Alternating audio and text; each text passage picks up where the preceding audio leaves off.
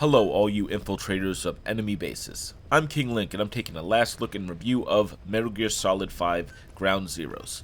If you enjoyed this review and want to see what I have to say about the sequel, Metal Gear Solid 5 The Phantom Pain, consider subscribing. And if you are subscribed, ring the bell next to it so you can get updated when my new videos come out. Now, I've thought about skipping the review from Ground Zeroes a few times.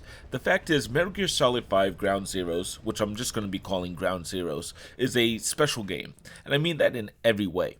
You see, Ground Zeroes initially came out as a $40 title. It was a teaser or a taster for Metal Gear Solid 5, as well as an example of what the Fox engine could do. At the time, this was big, but it was also a demo being released for a rather large price. Yes, not full price, but that still was a lot. And people lapped it up. There was a craze at the time for the next Metal Gear Solid, and a frenzy started. It was understandable then, and I even picked it up when it dropped to $30. The reason I bring it up, though, is to put the game in the right context. Without Metal Gear Solid 5 The Phantom Pain out, this game is interesting. With Metal Gear Solid 5 The Phantom Pain already released, part of the grandeur is gone, and a big part of the reason to own Ground Zeroes is as well. If you want to play The Phantom Pain, you can pick it up for $20 on Steam or $12 on the Humble Monthly Bundle, though the later comes with Ground Zeroes. In addition, I'm playing a side op here on the screen. It's a mission to take out 2 targets, reusing the base from the main op. This isn't really a spoiler for the story, just an alternate mission so you know what's going on the screen. Now, let's talk about the game itself. The fact is, this game does look stunning. The Fox engine is outstanding in both quality and scale. With no loading screens and highly detailed models, it's really great. And the rain effect in the first mission is unbelievable. You can see that in the first look I have. It's 4 years later, and I will say this, that the game is impressive. In fact, I might even say the first mission sometimes looks better than the Phantom Pain, the later game. The game also pushes you often to use binoculars so that you can mark targets and more, but that only continues to show how detailed the environments can be, and it's really impressive. Now, at the same time, there's one thing that is lacking in the graphics department. There's not many interior environments in this game. Off the top of my head, I can think of maybe 3 or 4, and that's if you want to count a prison cage or a guardhouse as an interior, and I probably wouldn't, personally. It's just something that this game and Phantom Pain doesn't do that often. But the graphics are good, and if they're good, then the story is the opposite. I don't want to say that Ground Zeroes has a bad story, but admittedly it's both short and weak. The game only lasts about an hour, and only a small part of the story really rises to the Metal Gear franchise's reputation, and that's the final cutscene, a short, maybe 10-minute cutscene to close the game and prep the player for the next game that was coming in the future. It's a shame because Metal Gear is renowned for its complex storylines, and there's a second of that here, but actually only a second. And that scene is important for the Phantom Pain. Yes, you can YouTube it, and probably should, but if you're a fan of the series, you want to see it in context. The gameplay, on the other hand, here is excellent. This was set to show off the Fox engine, the new engine for Metal Gear Solid 5, and it does. While the graphics are great, what really is impressive is how well the game flows.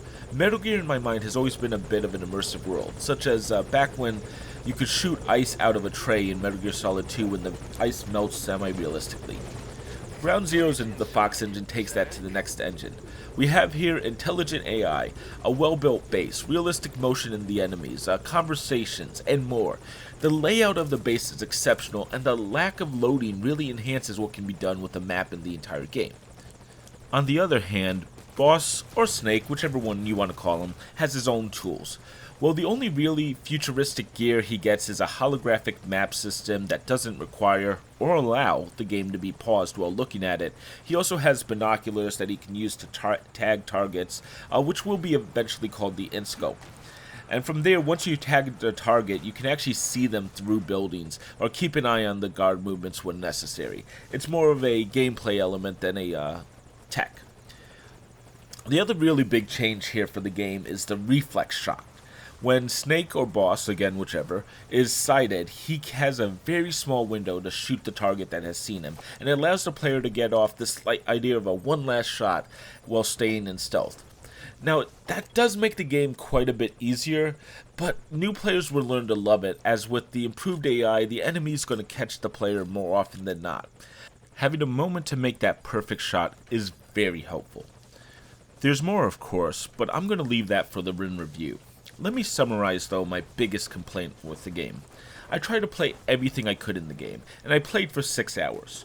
I could replay the main mission, which only took me an hour, or one of the other 6 missions in the game. I could hunt collectibles, which are needed to unlock 2 of those missions and are really hard to find, or try to get S ranks or tackle hard mode, which are harder versions of every mission, and if you do that, you'll probably find a way to get more time. But there's no combination that is really worth $40. Currently, it's only $20 on Steam, like I said, and that's better, but I think the game is probably worth less than $10. At the same time, and here's the problem, as I played the game, I could only think I can't wait to play the Phantom Pain, and that's the issue. This was designed to hold players over till the Phantom Pain released. It's out, so is there a strong reason to play this game? You know, if you have it, great. Definitely play it so you can get the full story, and it's a fun hour or two. If you don't, and you already have the Phantom Pain, I don't think Ground Zeroes is worth it, especially if you've already played the Phantom Pain's opening. Though, if you want to pick up the Phantom Pain, I would consider the definitive edition of the Phantom Pain, which for $10 more includes the bonus content and Ground Zeroes. So in that case, you can get the full story. But overall, Ground Zeroes doesn't make a ton of sense on its own anymore. Ultimately, I have to give Ground Zeroes a 3 out of 5. That's the slightest of recommendations, but it is a fun and interesting playground of ideas. The bigger problem for me is that the playground was expanded into this massive 2-part theme park, and the tickets to both of them are the same price. Yeah, Phantom Pains is also only $20. You know, if I was Konami, I would have just packaged Ground Zeroes as a free add-on to Phantom Pain once it released. But if I was Konami, oh, I do so many other things, which we'll probably get to when we talk about Phantom Pain. I'll get my soapbox. But that's really Ground Zeroes. So coming up next, you might think we're going to jump to the Phantom Pain. Unfortunately, that's taken me a while to get through, and I'll get there soon, trust me.